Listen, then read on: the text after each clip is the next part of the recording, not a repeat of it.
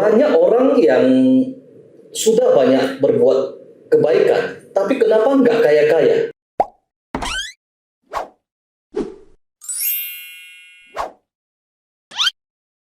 Open the door. Tika, kita ini banyak pertanyaan yang mau kita tanyakan ke saudari Tika.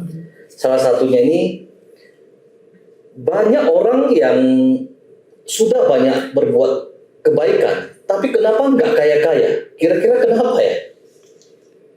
Mungkin sebelum dijawab Tika, saya akan memperkenalkan profil saudari Tika dulu. Sebelumnya, Tika adalah seorang spiritual practitioner selama 16 tahun. 11 tahun beliau berada di hutan Sri Lanka, dan 5 tahun beliau berada di luar hutan. Sudah membantu banyak sekali orang dan di beberapa negara seperti di China, Taiwan, Malaysia, Singapura, Rusia, Kanada, Australia, bahkan di Indonesia. Nah, di bidang meditasi dan mengatasi trauma dan masalah batin. Bukan hanya itu, beliau juga merupakan seorang profesional di bidang lunar healing. Benar seperti itu ya, Tika ya? Ya, oke. Langsung to the point aja di pertanyaan yang tadi ya. Ya sebenarnya sih balik lagi ya, segala sesuatunya itu semuanya aktivitas batin. Jadi misalnya ada orang nih udah berdoa, udah melakukan puasa, udah melakukan banyak hal ya gitu. Tapi kenapa mereka nggak bisa dapat apa yang mereka inginkan? Misalnya contoh hoki, kesehatan, kekayaan seperti itu ya. Kenapa nggak bisa dapat gitu? Karena ada mental blockage gitu loh. Dia punya trauma yang belum dia selesaikan. Misalnya dia pengen kekayaan tapi dia punya trauma terhadap uang yang belum dia selesaikan. Jadi ketika dia berdoa, saya mau ya uang pengen berapa? Contohnya 10M, 10M, 1T, gitu ya. Jadi ya saya melakukan segala cara lah. Orang bilang kamu sembahyang ke sini, kamu berdoa ke sana, kamu melakukan ritual ini, kamu puasa dan sebagainya. Kamu sudah melakukan segalanya, kenapa nggak bisa? Satu hal aja, batinmu tidak menerima.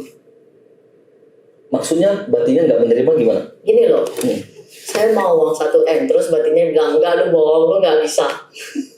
Tapi itu. Iya, karena dia punya trauma, dia punya problem dengan uang. Misalnya di waktu kecil itu dia menghadapi beberapa masalah finansial di saat dia kecil. Jadi mungkin dalam keluarga itu dikasih tahu bahwasanya ya kita cuma bisa segini aja, kita nggak bisa lebih dari itu. And she believe. Jadi orang ini dia believe sih. Secara tidak langsung dia percaya karena itu pengulangan dan apa yang dia lihat juga seperti itu. Tunggu. Meskipun pada saat dia melakukan hal yang baik, dia tuh harapannya itu supaya dia kaya. Iya. Tapi nggak bisa juga karena masa kecilnya gitu. Iya, karena mentalnya itu sebenarnya batinnya itu dia kayak terkunci tergembok gitu. Jadi dia kayak sebenarnya make a wish gitu, tapi sebenarnya dia nggak berani untuk percaya itu juga. Bisa nggak ya dengan batin seperti itu? Begitu. Berarti ini masalahnya kepercayaan. Iya, benar.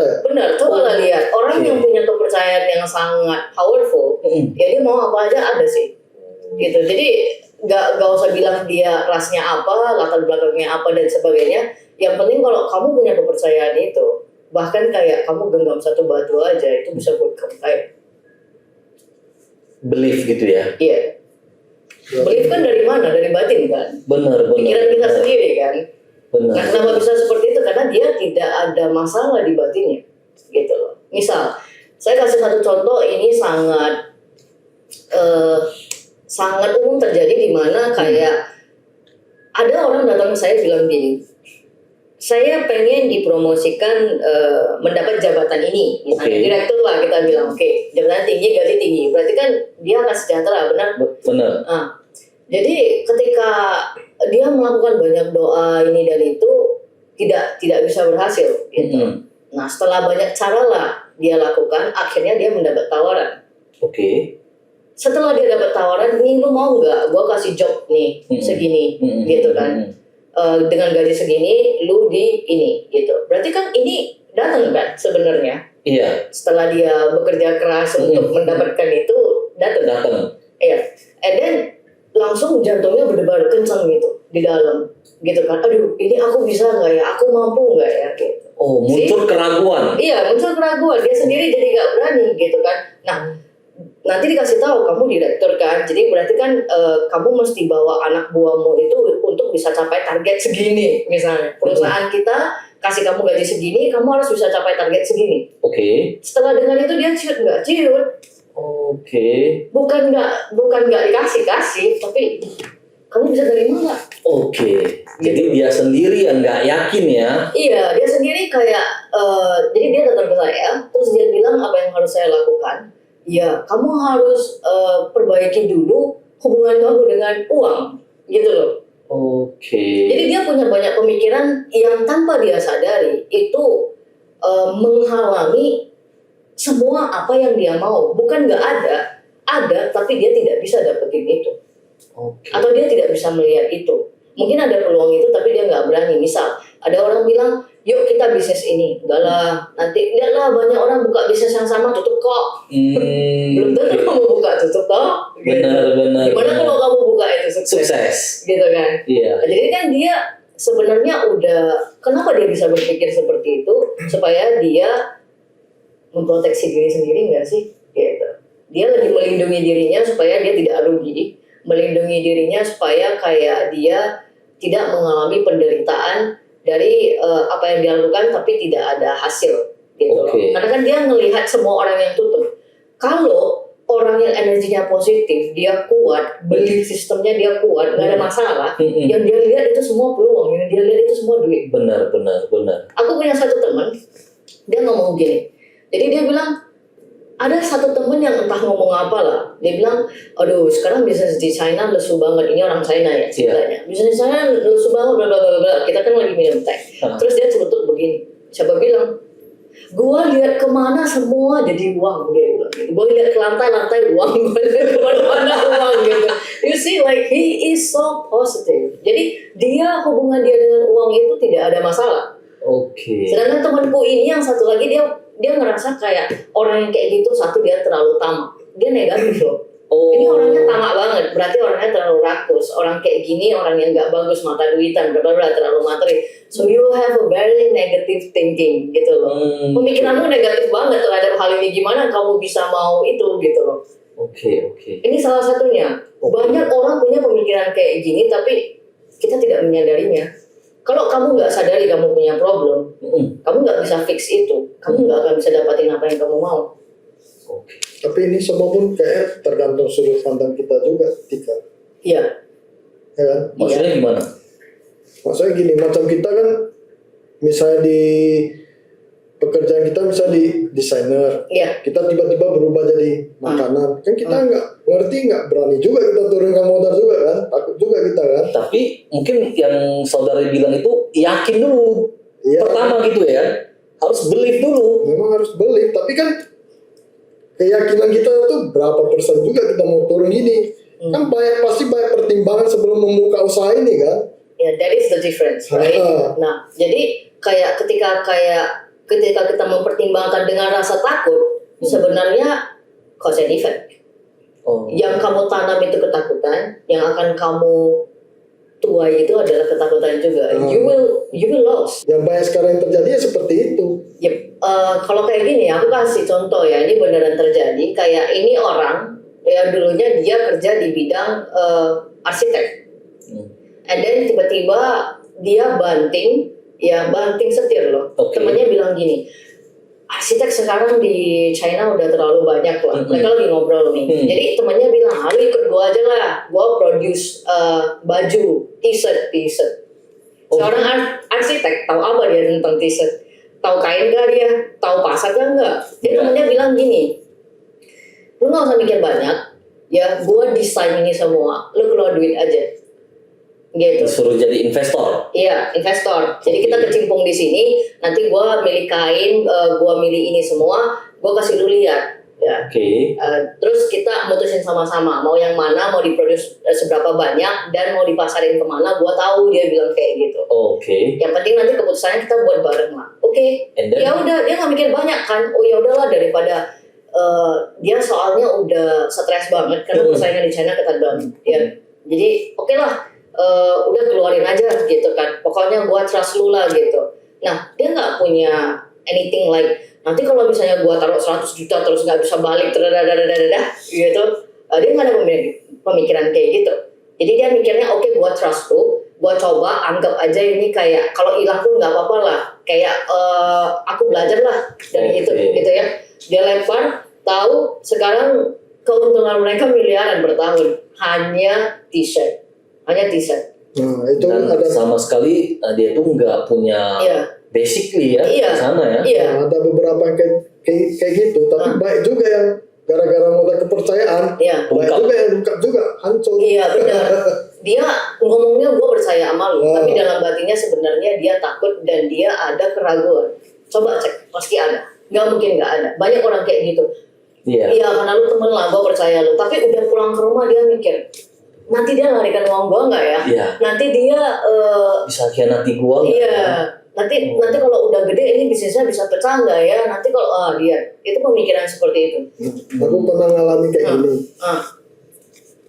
Ada kawan baik kan, Iya. jadi kan aku ikut kongsi lah sama dia usaha. Baru berjalan seminggu, kita percaya semua dia pegang semua lah, jalan lancar, seminggu 2 minggu oke. Iya. 3 minggu tembak orang yang lari. Apa yang ditembak? Duitnya dia pikir. Kawan baik pada, aku nggak mau tahu apapun, pokoknya percaya sama dia aja lah. Minggu pertama, kedua ada, Uangnya dilarikan langsung. minggu ketiga habis. Nah, kalau seperti itu Ada nggak satu kecurigaan atau kayak Enggak pemikiran? ada, malah kita percaya lah ibaratnya, udahlah kau yang urus semua, aku mau dari kamu yang jalan. Tapi habis juga. Dari situ ibaratnya pikir kan, gimana pun ya usaha sendiri aja lah. Mau jalan nggak jalan ya. kalau kasusnya seperti ini mungkin karena dia ya. Enggak sih, biasanya sih karma itu apa sebenarnya? Karma itu sebenarnya sebab dan akibat. Apa yang kamu tanam itu yang kamu tuai, ini karma. Jadi banyak banget orang nyalain karma. Kalau yang buruk-buruk, orang akan bilang itu karma dia. Tapi kalau yang baik-baik datang, kenapa orang nggak pernah bilang itu karma dia? Karena dia. Itu karma juga loh. Benar. Karena kan ada baik ada buruk nih. Benar. Tapi orang selalu fokus ke, oh iya, itu karma dia, itu makanya dia sial. Kenapa ketika dia kaya, menang jackpot, ya orang nggak pernah bilang, ih karma baik dia itu. Karma dia. Kenapa? Tapi sekarang ya, realita di lapangan ini kan, kalau untuk masalah kepercayaan sama orang ini udah nggak gitu apalah, Udah tipis ya. tipis lah. Karena kita belum kena, makanya kita percaya. Kalau udah kena kan, ini benar nggak ya? Jadi mungkin ya, jadi pengalaman hidup jadinya ya. Pengalaman lah. Nah tapi kalau seperti kasus seperti ini, itu pandangan dari Tika tuh gimana? Kalau oke, mereka sudah trust, sudah ibaratnya sudah afirmasinya sudah positif semua, nah tapi juga gagal gitu. Itu bisa banyak faktor, tapi coba cek lebih mendalam dan lebih mendetil. Batinnya pasti ada blockage, nggak mungkin nggak ada. Entah dia mikir ini bisa jalan atau enggak, nanti ini bisa jalan berapa lama, atau misalnya oke lah temanku bisa dipercaya, nanti temanku ini ada orang yang nggak bisa manage money ya, nggak ngerti manage money, dia bisa manage nggak gitu, bisa manage dengan baik nggak, ada nggak orang yang ngomong gitu juga ke dia. Nah seperti itu kan, jadi ada beberapa hal sebenarnya. Kadang kita bilang nggak ada, Tapi kita sering banget bilang nggak ada sebelum kita cek ke dalam, tapi sebenarnya di dalam itu ada. oke. Itu pasti ada, nggak mungkin ada. Karena kenapa? Alam semesta ini super adil. Jadi nggak ada sesuatu yang bisa muncul tanpa kekuatan dari batinmu. Oke. Atau kalian kongsi berapa orang? Berdua.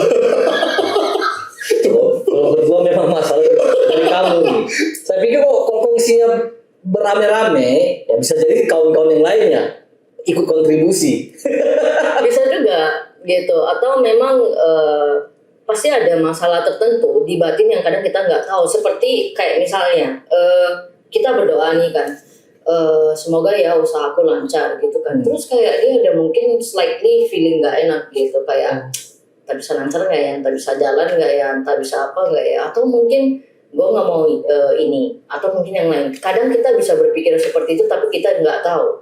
Karena iya, kita nggak menyadarinya. Banyak sekali orang tidak menyadari seperti itu karena pikiran seperti itu terlalu, gimana dibilang, kita sudah terlalu biasa dengan pemikiran kita. Jadi kita nggak aware sebenarnya pikiran kita udah melenceng. Oke. Iya, kita terlalu terbiasa dengan diri sendiri sampai kita tidak kenal diri sendiri.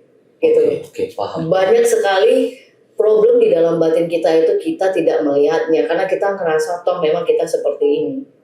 Kita penuh dengan denial loh. Kadang begini lah contohnya.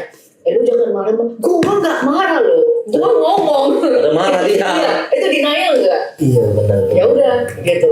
Benar. Kadang kita ngelihat kayak teman kita udah lagi takut gitu, terus kita bilang udah tenang, nanti kita akan cari jalan keluarnya. Aku tenang kok, mana ada nggak tenang, gitu. Denial loh. Padahal bahasa tuh udah suka rasa Iya. takut gitu ya. Udah takut, nadanya udah tinggi ngomong kan, dia udah stres, mukanya udah kusut, tapi dia denial. Enggak, gue nggak takut, gue tenang aja. Gitu. Yang marah bilang enggak, gue nggak marah, gue baik-baik aja.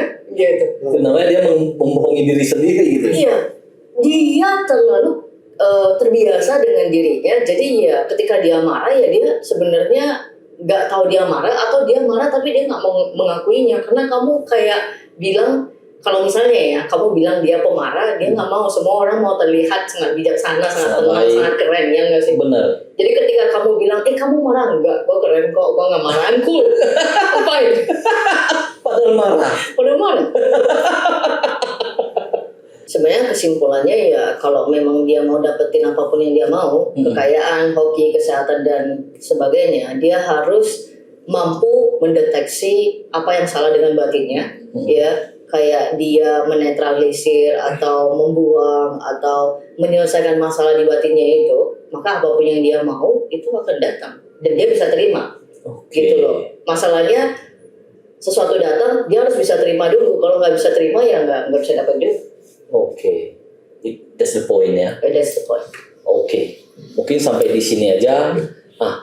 Kalau teman-teman ataupun penonton yang punya masukan ataupun pertanyaan terkait dengan hal seperti ini, boleh tuliskan di dalam komentar. Mungkin next the session kita akan tanyakan lagi, kita akan buatkan video podcast seperti ini lagi di sesi berikutnya.